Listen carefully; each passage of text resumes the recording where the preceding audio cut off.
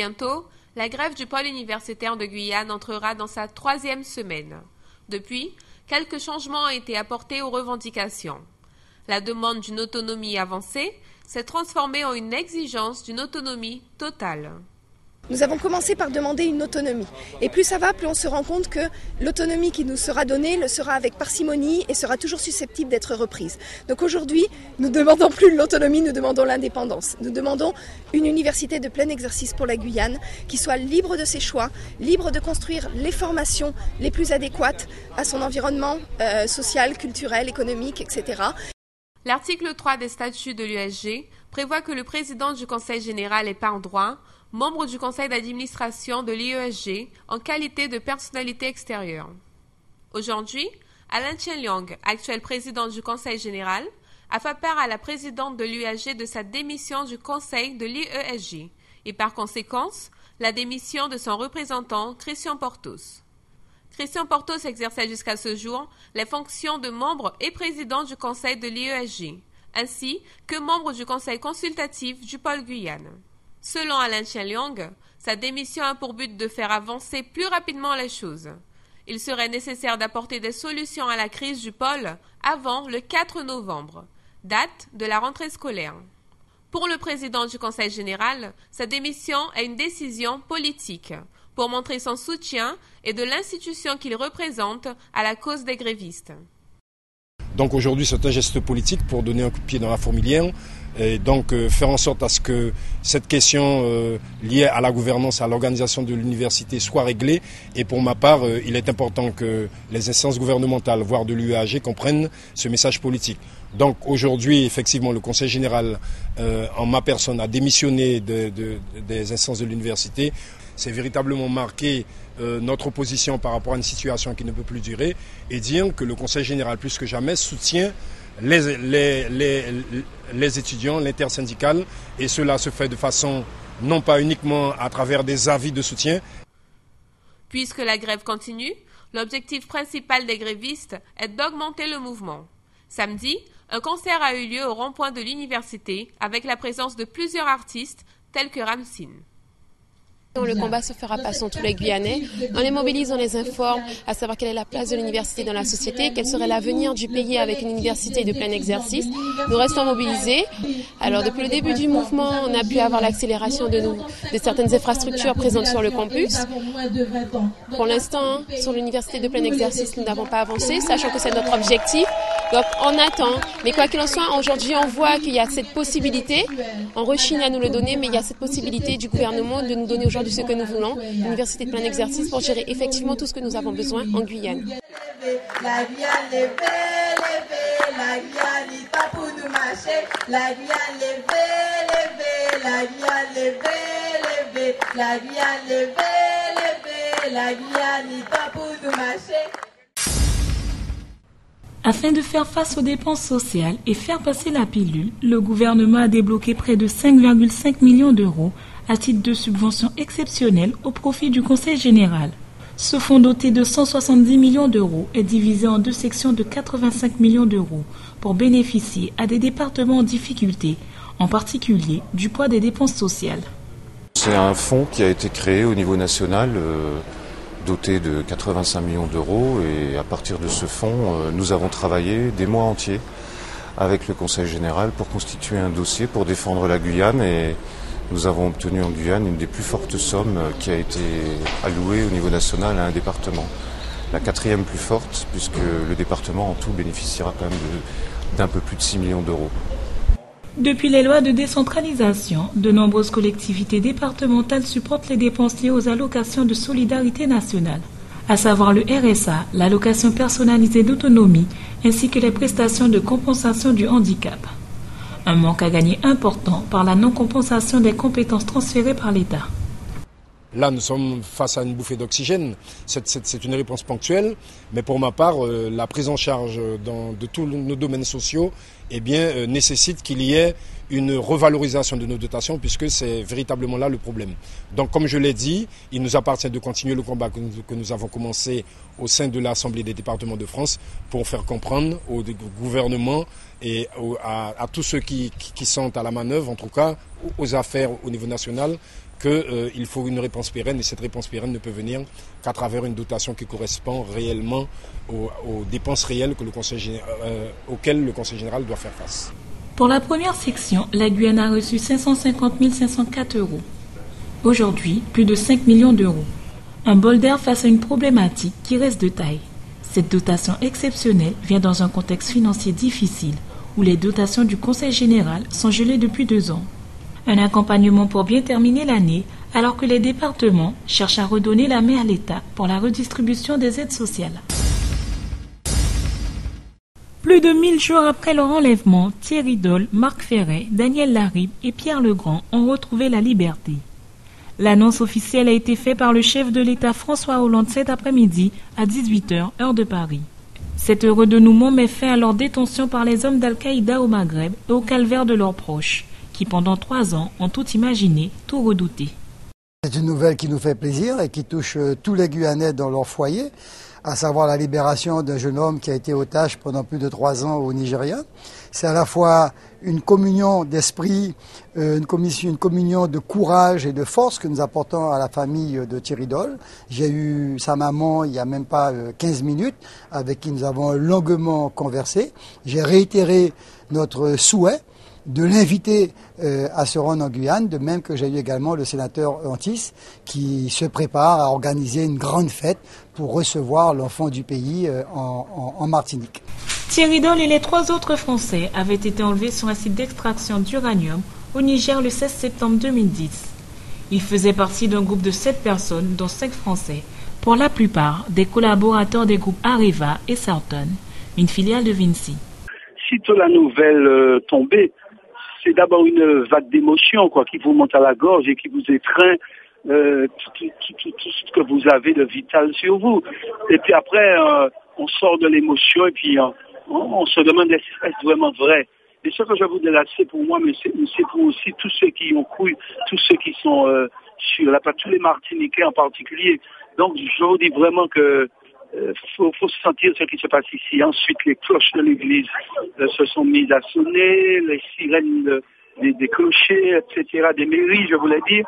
C'était vraiment très, très émouvant. Et en ce moment, il y a beaucoup de monde chez la famille que j'ai voulu protéger immédiatement parce qu'elle était complètement perdue dans cette forêt d'émotions, Pour l'instant, les conditions de leur libération n'est pas encore connues, mais le gouvernement affirme qu'il n'y a pas eu de rançon. Les 4 Français sont toujours au Niger et devront rejoindre la France demain mercredi en fin de matinée. Non, moi je pense qu'il faut juger personne. Ce sont des circonstances exceptionnelles qui sont liées au terrorisme sur lesquelles personne ne peut ni commenter ni avoir une réflexion en matière de stratégie globale. Dieu merci, ce jeune homme a été libéré aujourd'hui sans aucune conséquence pour son mental, pour sa personnalité, pour son physique.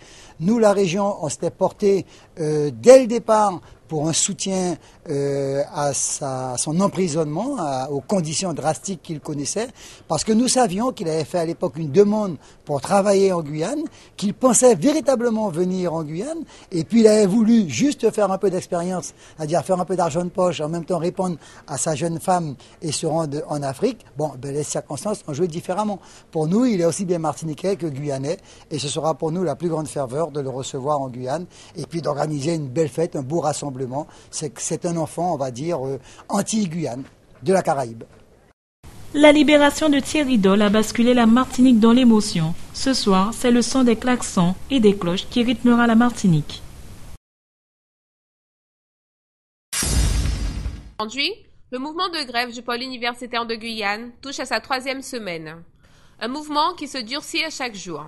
Hier, Alain Tchenlong, président du Conseil général, démissionnait du conseil d'administration de l'UESG. Jusqu'à présent, nous avons reçu de nombreux courriers et motions de soutien, mais là, il s'agit d'un acte fort par cette démission. Nous apprécions fortement la démarche qui a été entreprise par le président du Conseil général, M. Alain Tchenlong. Cela nous démontre que réellement le Conseil général soutient la démarche des universitaires sur le pôle. Maître de conférence à l'université, gréviste et responsable de la licence professionnelle protection de l'environnement, dont l'ouverture a été l'un des facteurs du déclenchement du mouvement. Selon Ghislaine Prévost, Les démissions sont représentatives des dysfonctionnements et des anomalies au sein de l'UAG. C'est un conseil d'administration dont les droits sont bafoués et qui effectivement dans la gouvernance actuelle ne sert à rien et ne remplit pas les missions qu'il aurait normalement dû remplir. Le budget de l'IES a été présenté par le directeur de l'IESG au conseil d'administration de l'UAG sans avoir reçu au préalable l'accord du conseil d'administration de l'IES. De plus, ce budget a été exécuté sans l'autorisation également du conseil d'administration, ce qui est illégal. Donc la CGME, déjà à l'époque, avait dénoncé ces agissements, ce qui l'avait mené à la démission. Actuellement, le conseil d'administration de l'IESG est formé par 25 membres. Parmi eux, 5 sont vacants. Après la démission d'Alain Chen-Liang, les regards sont maintenant tournés vers les autres membres. Qui sera le prochain à démissionner? Ghislaine Prévost, Fernand Glède, Karine Martial et Daniel Petit, représentants de la CCIG, ont annoncé leur démission. Rémi Louis Budoc, représentant du conseil régional, n'a pas souhaité communiquer. Sa démission sera probablement annoncée dans les prochaines heures. Contacté par téléphone, actuellement hors du département, de son côté, Jean-Marie Fosting, vice-président du pôle Guyane, un des postes questionnés par les grévistes, explique que la question a été saisie par le ministère et en attente de la réponse de l'inspection, il siège toujours à son poste. Selon lui, les grévistes n'ont pas donné assez d'éléments pour mettre en question ses fonctions. Les grévistes du pôle universitaire attendaient depuis plusieurs jours une réponse de la part de la ministre de l'Éducation supérieure, Geneviève Fioraso. La réponse arrivée ce matin, 3 semaines après le début du mouvement, et qui va à l'encontre des revendications, selon l'intersyndicat, les membres du personnel et les étudiants. La ministre propose un nouvel administrateur provisoire qui va remplacer la direction actuelle du pôle de Toubiron. L'administrateur sera nommé dans les prochains jours et chargé de nommer un nouveau directoire et de s'occuper des affaires courantes de l'établissement provisoirement. Concernant la question qui a initié le mouvement, la licence professionnelle environnement, la ministre a annoncé sa réouverture en 2014. Sur la question de l'autonomie, Geneviève Fioraso a annoncé qu'elle sera renforcée à partir de l'année prochaine, donnant au pôle de Guyane les droits de gérer les moyens et les orientations pédagogiques au niveau licence. Pour la ministre, ce sont les premiers pas vers une université de plein exercice. Selon les grévistes, nous sommes toujours loin d'atteindre le but. Les réponses ne sont pas suffisantes pour mettre fin à la grève. D'une part, nous n'avons pas apprécié qu'elle soit communiquée par voie de presse.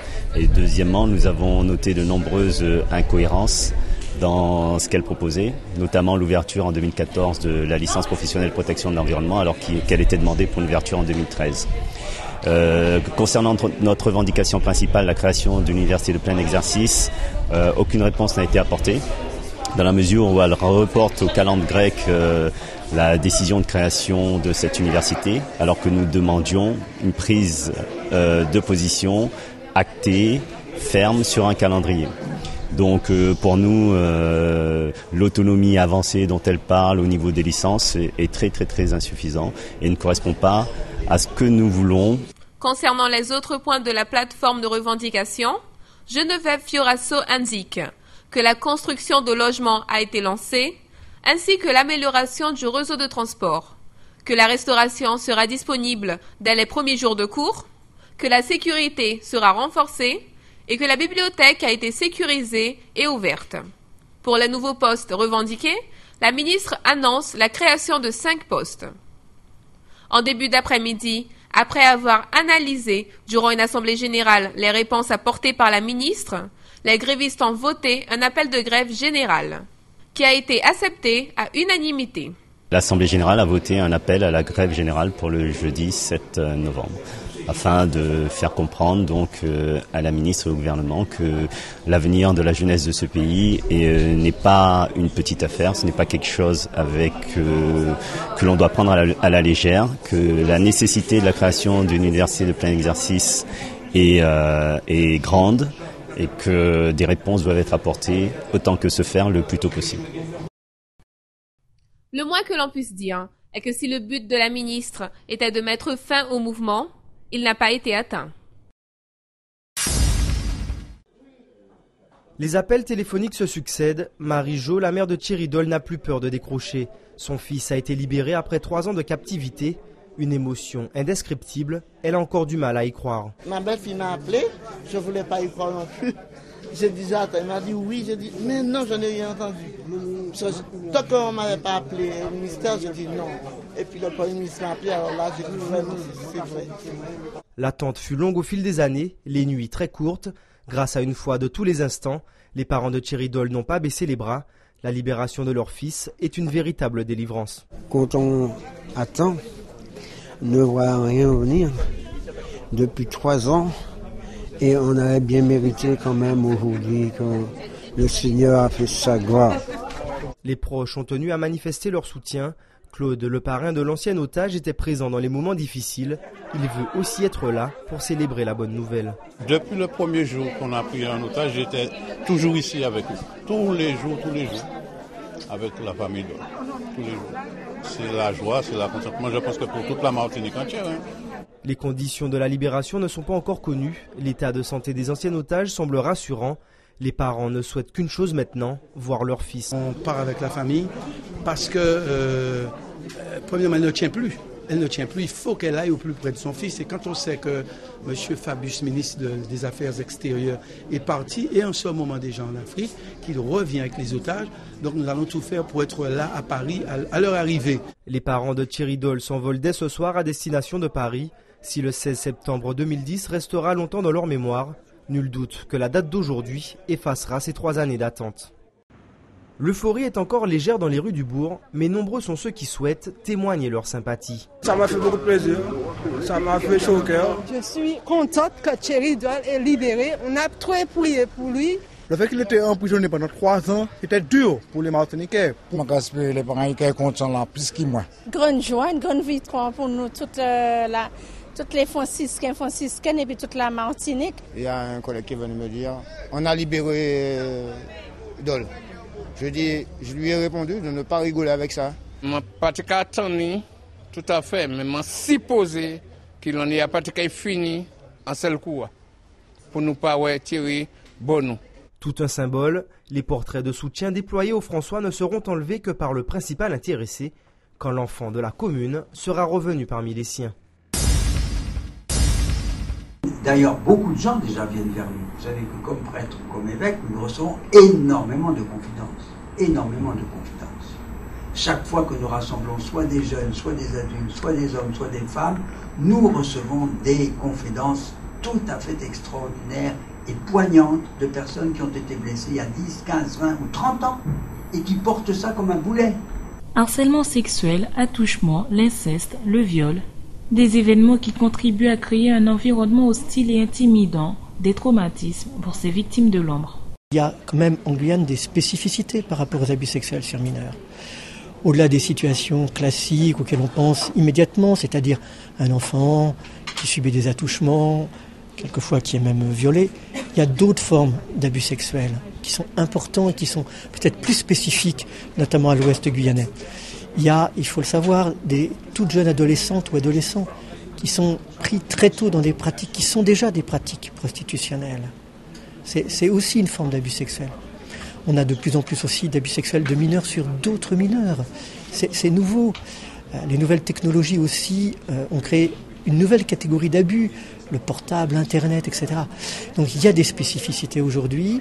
Il faut sortir de nos clichés de l'abus sexuel qui est l'enfant qui est agressé par un inconnu au coin d'un bois. Il faut ouvrir les yeux sur la réalité dans son ensemble des violences sexuelles qui sont faites aux jeunes et aux enfants et quelquefois même aux bébés. Est-ce dû aux failles du système? L'abus sexuel s'arrête-t-il à la victime et à l'agresseur? La société a-t-elle un rôle à jouer dans l'abus sexuel des mineurs? Il y a ceux qui pensent qu'en éduquant l'ensemble de la population à ces questions et en appliquant une approche de santé publique à la protection de l'enfant, la société sera mieux à même de protéger toutes les formes d'exploitation et abus sexuels. Je suis confrontée donc à des enfants victimes d'abus sexuels, c'est-à-dire qu'ils ne viennent pas forcément dire oui j'ai été victime d'un abus sexuel, c'est à travers leur comportement, que cela se dessine et leur comportement, je dirais pas anormal, mais un comportement particulier. Aujourd'hui, un début de prise de conscience de la gravité de ces faits conduit à une dénonciation plus fréquente des actes pédophiles. Peut-être que les abus sexuels sur enfants ne sont-ils pas plus nombreux en proportion qu'auparavant, mais ils sont davantage plus connus et certains ont le courage de dénoncer.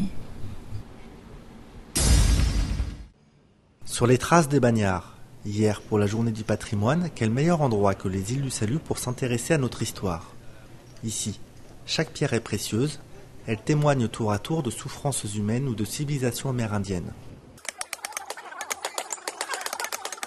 Pour intéresser les jeunes à notre histoire et pourquoi pas susciter de nouvelles vocations, Cham organise 5 ateliers de travail.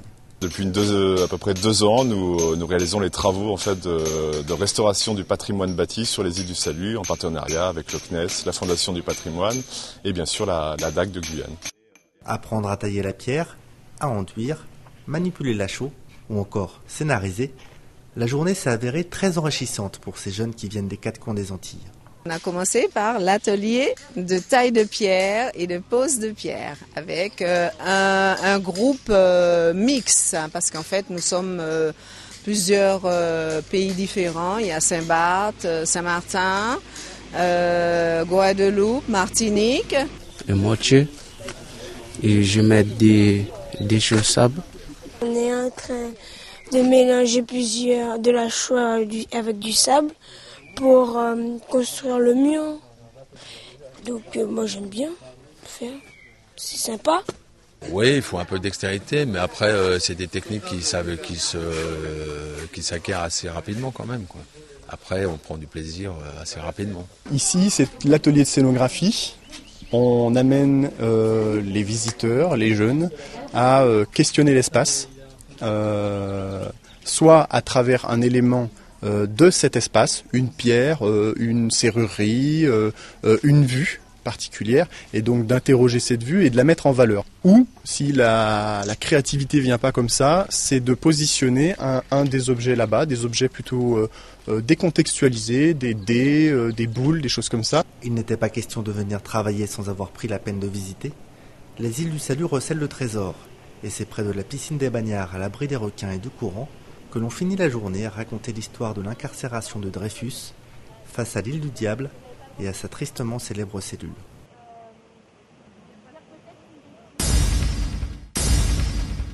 Du 4 au 9 novembre, Rio de Janeiro au Brésil accueillera le 68e Congrès mondial de la Jeune Chambre économique, le premier mouvement de jeunes citoyens entreprenants, qui a le but de mettre en place des actions économiques, sociales et humanitaires. En 1960, la Fédération de Guyane et des Antilles françaises a été créée.